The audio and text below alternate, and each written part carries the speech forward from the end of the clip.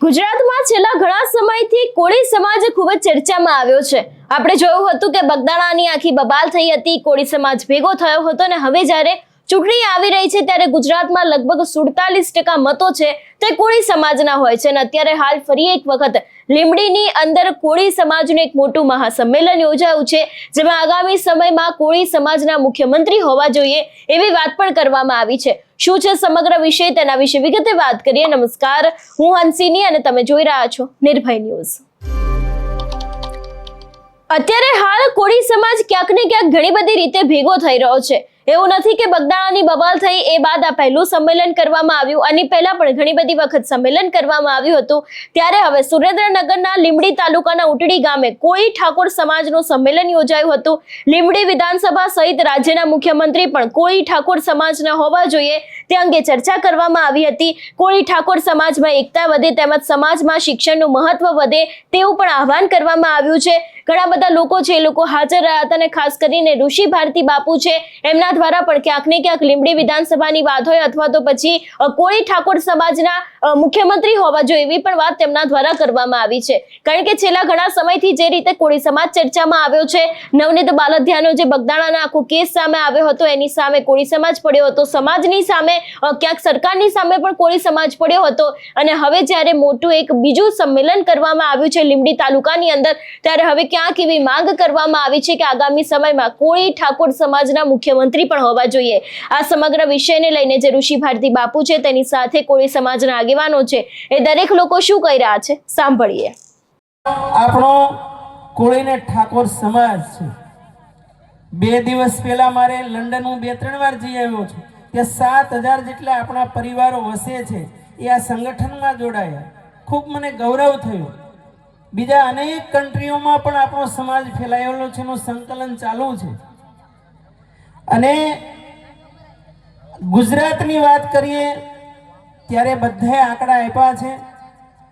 ગુજરાતમાં 40%નું પ્રતિનિધિત્વ, 2.5 કરોડથી પણ વધારે પોપ્યુલેશન અને 1.5 કરોડનું સૌથી મોટું જંગી વોટિંગ પાવર અને 80 લાખ ઘર ધરાવે છે।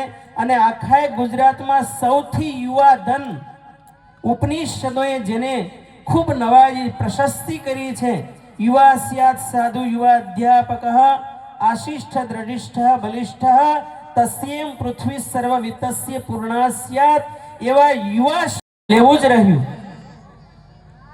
આટલો વિશાળ આપણો સમાજ હોવા છતાં પણ આપણે પાવરમાં કેમ નથી, નિર્ણાયક શક્તિમાં આપણે નથી। આપણે ચલો સીએમ બનાવવો છે, પણ એ નિર્ણાયક જે બોડી છે એમાં આપણી કોઈની એન્ટ્રી છે નહીં। જો એમાં નથી તો આપણે નિર્ણયો કઈ રીતે લઈ શકશું? એટલા માટે મારું જે એનાલિસિસ છે ચિરાગ, કે 4 પ્રકારની કોઈ પણ કોમ્યુનિટી હોય એનું ડિવિઝન થયેલું હોય છે। એક 50%માં માત્ર ક્રાઉડ એટલે ટોળામાં જીવે છે। બીજો વર્ગ એ ટોળામાં જે જીવે છે એ પુઅર હોય છે, હાર્ડવર્ક ખૂબ કરે છે પરંતુ પુઅર હોય છે। હમણાં કોઈ પૂછ્યું હતું ને કેટલા મજૂરી કરે છે, બધા હાથ ઊંચા કર્યા હતા। આપણી આ સ્થિતિ છે। અને બીજો વર્ગ છે શક્તિ, બધી જ વિષયોની વાતો ખૂબ સરસ થઈ છે। કોઈ પણ સમાજ હોય તો એનું ખૂબ એક અસ્તિત્વ હોય, એની વિરાસત, એક સંસ્કૃતિ હોય, એનો એક આગવો પરિચય હોય છે। 3000 વર્ષ પૂર્વે આખા વિશ્વમાં સનાતન હતો।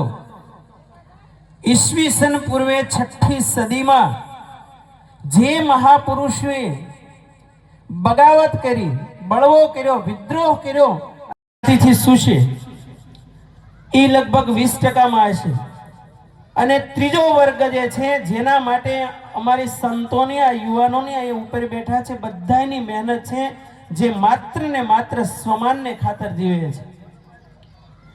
જેને કોઈ અપશબ્દ બોલે, એનો ઇન્સલ્ટ થાય તો એ ક્યારે સહન ન કરી શકે, ગમે તે થાય પરંતુ એવા માણસોને ક્યારે એનું મસ્તક નમે નહીં, એવા ગૌરવથી જે જીવે ને એવા માણસો માટેની અમારી મહેનત છે। અને એવો વર્ગ છે 20%માં છે। અને છેલ્લો વર્ગ જે છે શું કહેશો સંજીવભાઈ આજે સંમેલન યોજાયું? જય માનદાતા, જય કોરી સમાજ, જય ઠાકોર સમાજ. આજે સંમેલન લીંબડી તાલુકાના ઉટડી ગામે કોરી ઠાકોર સમાજનું સંમેલન યોજાયું હતું. એનો માત્ર એક જ ઉદ્દેશ છે કે કોરી ઠાકોર સમાજની એકતા રહે અને જે કોરી ઠાકોર સમાજને તેના હક નથી મળતા તેના માટે આ સંમેલન યોજાયું હતું. કે ચાલો રોલ.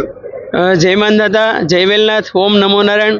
મિત્રો, મીડિયાના માધ્યમ દ્વારા એટલું જણાવું કે લીંબડી વિધાનસભાના ઊંટડી ગામે સમસ્ત ઠાકોર અને કોળી સમાજનું મહાસંમેલન થયું, જેમાં ગુજરાતમાં લગભગ 40% પ્રતિનિધિત્વ, 2.5 કરોડનું પોપ્યુલેશન અને 1.5 કરોડનું સૌથી મોટું જંગી વોટિંગ પાવર અને 80 લાખ ઘર ધરાવે છે એવા કોળી ઠાકોર સમાજના સંમેલનમાં આજે સમાજમાં શિક્ષણ વધે, ખોટા રિવાજો દૂર થાય, અંધશ્રદ્ધાઓ દૂર થાય અને સમાજમાં એકતા આવે અને ભવિષ્યમાં જે ઓબીસી સમાજમાં આવતો આ કોળી અને ઠાકોર સમાજ એના હક અને અધિકાર મળે બંધારણ પ્રમાણે, એના માટેની ચર્ચાઓ થઈ હતી અને જે ભવિષ્યમાં ચરિતાર્થ થાય એવી અમે સંતોએ આશીર્વાદ પાઠવ્યા છે. આગામી સીએમ કોળી સમાજમાંથી બને માંગ નથી.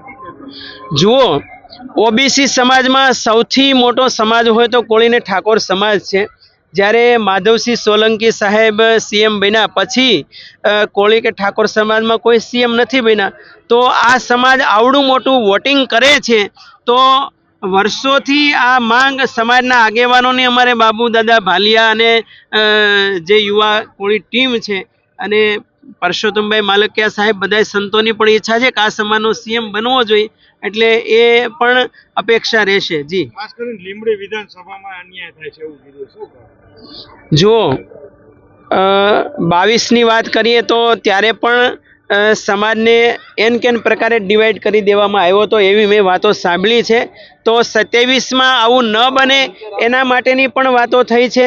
તો આ વિસ્તારમાં લીંબડી વિધાનસભામાં તમે જુઓ તો 2,79,000 મતદાતાઓમાંથી 1,40,000 જેટલા મતદાતાઓ માત્ર કોળી ઠાકોર સમાજના છે. એટલે મેં પણ હમણાં કીધું કે કદાચ આ સમાજ એક થઈને સિંગલ હાલે ને તો પણ આ વિધાનસભા એ કોળી સમાજના હસ્તગત થાય એવી સંભાવનાઓ 100% છે. જી, એટલે જે રીતે અત્યારે હાલ કોળી ઠાકોર સમાજના આગેવાનો છે, એ લોકોના નિવેદનો સામે આવી રહ્યા છે, કારણ કે અત્યારે હાલ કોળી સમાજ છેલ્લા ઘણા સમયથી ખૂબ જ ચર્ચામાં આવ્યો છે અને બીજી બાજુ કોળી સમાજની સાથે ઘણા બધા અન્યાય થતા હોય એવા કિસ્સાઓ પણ સામે આવ્યા છે અને કોળી સમાજમાં એકતા વધે એવી પણ વાત અત્યારે હાલ તે લોકો દ્વારા કરવામાં આવી છે. એટલે હવે આગામી સમયમાં જોવાનું રહેશે કે સ્થાનિક સ્વરાજની ચૂંટણીમાં આ વખતે શું નવાજૂની થશે. તમારું શું માનવું છે આ વિષયને લઈને અમને કમેન્ટ કરીને ચોક્કસથી જણાવજો. તેની સાથે અમારી ચેનલ નિર્ભય ન્યૂઝને લાઇક, શેર અને સબસ્ક્રાઇબ કરવાનું ભૂલશો નહીં. નમસ્કાર.